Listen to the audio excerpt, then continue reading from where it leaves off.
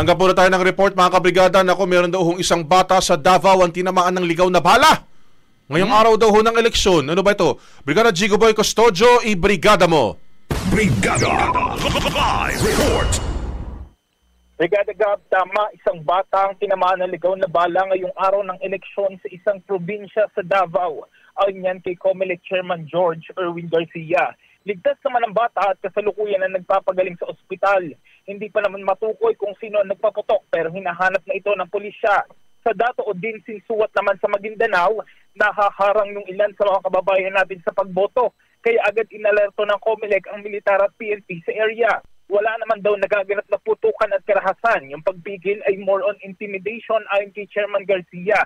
Giit niya at all cost tuloy ang eleksyon at dapat lahat ng ating mga kababayan ay makaboto. Bukas naman ang lahat ng presinto sa buong bansa. Yun nga lang, may ilang delay lalo na sa Mindanao. Paliwanag ni Garcia, hindi ito dahil sa karahasan kundi dahil sa hindi nila pag-avail ng early delivery ng mga balota at election para Pernilla. Samantala, dahil naging maganda yung feedback ng early voting hours, pinag-aaralan na ng COMELEC na magkaroon ng early voting day gaya ng sa local absentee voting. Sa mga oras na ito naman ay kakalis lang namin sa Buna Cerca Elementary School dito sa Indang, Cavite at patungo na kami sa City College of Tagaytay upang kamustahin ang sitwasyon doon ng mga boboto. Brigada Gab and Brigada Ab. Tira! Brigada! Okay, Jigo Boy, salamat. Ay, wait lang pala, Jigo. Kasi 'di ba yung yung nabanggit nga natin na medyo mayroong mga ilang tawag dito, polling precincts na may binarikada, mayroong hindi makaboto. Ano yung pagtitiyak diyan ni Chairman Garcia na hindi magkakaroon ng failure of elections?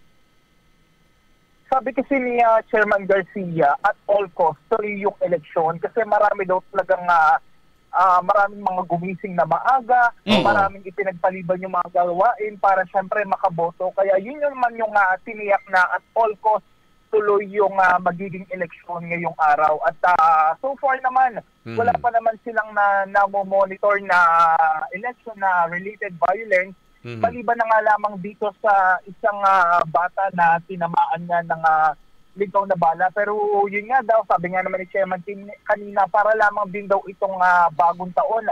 Talagang yun yung hindi nila maintindihan kung bakit meron pa rin sa kabila ng pinatutupad na gun ban, meron pa rin mga nagpapaputok ng baril. Pero ngayon naman ay hinahanap na at nilolocate na nitong mga pulis kung sino at saan mismo nangyari yung pagpapaputok para naman at ito ay sasaupahan ng kasong paglabag sa COMELEC.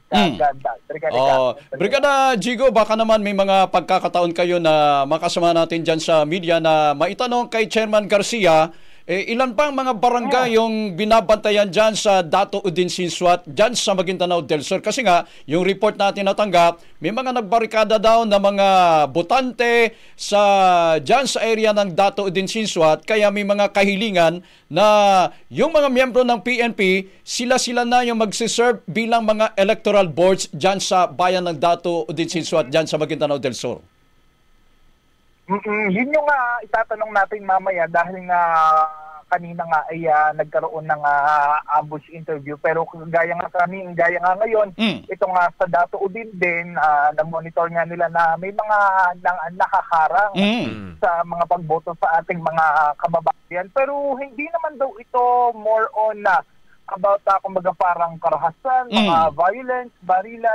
Kumbaga parang ang dahilan lamang daw ang sinasabi sa ating chairman ay kumbaga parang more on intimidation. At hindi daw dapat nagkakaroon ng ganitong klaseng intimidation lalo na sa pagboto ng ating mga kababayan. Alam naman natin na napaka-komplikado ng eleksyon dyan sa BARM. Dyan sa itong nabanggit natin, Maguindanao del Sur, Maguindanao del Norte, napaka-komplikado ng eleksyon dyan kasi parang may all-out war.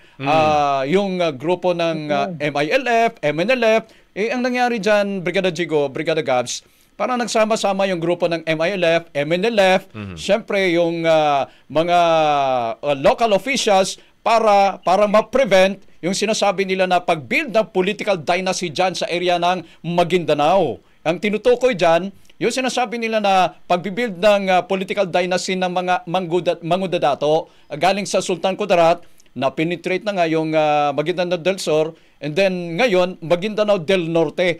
Yun yung mga binabantayan dyan. Kaya nga nilalagay sa special concern, special area of concern itong lugar na ito, Brigada Jigo. So sana matutukan ng COMELEC at malaman natin yung update galing sa COMELEC kung ano nang mga nangyayari dyan at anong ginagawang solusyon ng COMELEC sa sitwasyon na yan dyan sa BARM areas. Yun naman yung aalamin natin na mamaya sa oras na makarating tayo dito sa City College of Tagaytay. Dahil sa mga oras na ito ay bumabiyahe na tayo dahil nakakagaling lamang natin sa ilang eskwelahan. Kabilang na dito yung Banaba Cerca Elementary School. Dahil dito kanina bumoto si Chairman George Erwin Garcia pasado alas 7 ng umaga kanina, Brigada. Okay. Salamat, Jigo. Maraming salamat. Yan muna ang latest update live mula dito sa Indang, Cavite in the heart of changing lives. Ako si Brigada Jigo Custodio para sa The Monday 2025 Brigada News from Special Coverage, The Music News Authority. Ang bahaging ito ay hatid sa atin ng Guard C Plus with Zinc Capsule. Always protektado ang kalusugan.